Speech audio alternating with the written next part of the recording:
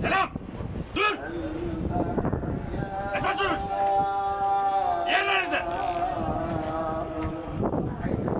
Kutular bilelim! Ver!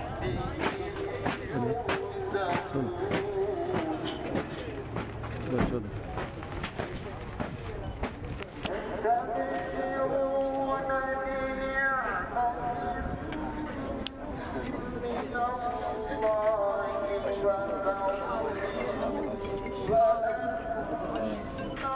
İki tane aslan parçası bıraktı geriye. İki tane aslan parçası bıraktı geriye.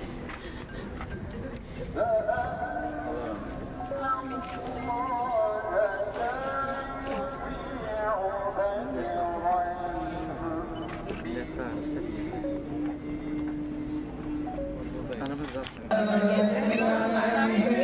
Yanında gel.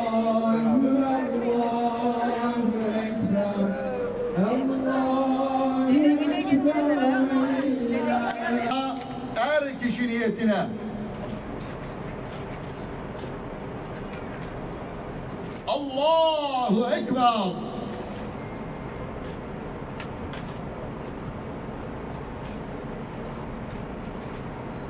Allah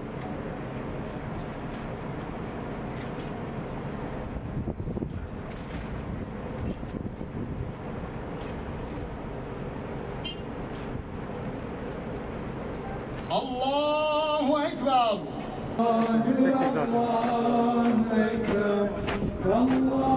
Yerine say! Gel! Alın! Yerlerinize!